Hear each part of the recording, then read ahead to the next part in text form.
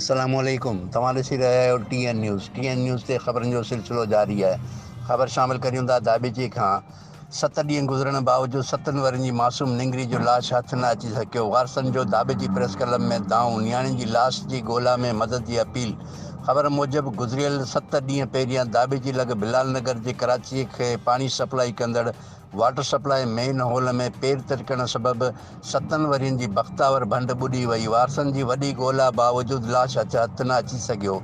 इन मौक़े ते निंगरे जे वालिद लतीफ़ भंड दाबेची प्रेस क्लब में साफ़ियनि अॻियां दाईंदे चयो त आऊं दर्ज़गो कमु कंदो आहियां। मुंहिंजी मासूम निंगरीअ खे मेन होल में किरंदे 7 ॾींहं गुज़री विया आहिनि। असां पंहिंजे वस सारो वॾी ॻोल्हा कई आहे, पर अफ़सोस जो असां सां मक़ामी तालिक़े ऐं ज़िलई इंतिज़ामिया कंहिं बि क़िस्म जी सहकार न कयो आहे, जंहिं सबबि असांजे घर में मातम मतल आहे। हिन वस वारनि खे अपील कंदे चयो त मुंहिंजी मासूम निंगरी जी लाश ॻोल्हा में मदद कनि। यादि रहे त गुज़िरियल 7 ॾींहं खां घर में तॾो विछायल आहे, पर को बि चूंडियल नुमाइंदो तॾे ते लड़ी न आयो आहे ऐं न वरी कंहिं कामोरे लाश ॻोल्हा में मदद कई आहे। हिन वस वारनि खां अपील कंदे चयो त ख़ुदा मुंहिंजी मासूम निंगरी जी लाश ॻोल्हे हथ करे ॾिनी वञे।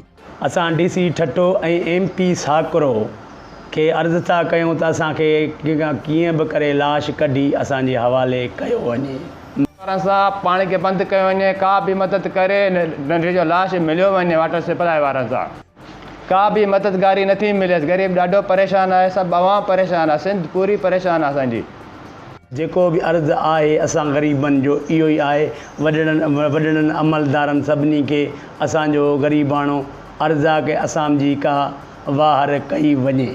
MP वाटर बोर्ड खे असां अपील था कयूं त भाऊ लतीफ़ जी जेका छोकिरी 7 ॾींहं गुज़रण बावजूदि बि असांखे उनजो लाश न मिलियो आहे। असां उन्हनि खां इल्तिजा कयूं था त असांजी मदद कई वञे। ख़ुदा असां कहिड़ो ॾोह कयो आहे? हिते कंहिं अमीर जो न्याणी हुजे हा या उनजो ॿारु हुजे हा त उनखे हिते रेस्क्यू जूं टीमूं बि अचनि हा, नेवी जूं टीमूं बि अचनि हा ऐं हिते थरथला मची वञनि हा। पर अफ़सोस इहो ई आहे जो असां आलियनि अखियुनि सां ऐं अफ़सोस वारी दिलि खणी, शिकस्ता दिलि खणी असां चऊं असांजी का बि वार कंहिं बि कोन कई आहे। असांजे वस वारा जेके बि आहिनि असां उन्हनि खे अपील था कयूं। अॻु में बि कयो हुई, जीअं असांजो ॿारु किरियो हो त असां अपील कई, आवाज़ TV वारा असां वटि आया हुआ, असां अपील कई। उन बावजूदि बि 7 ॾींहं गुज़रण खां बावजूदि बि कैमरा टीम सां गॾु शाहिद समूह TN न्यूज़ दाबेची।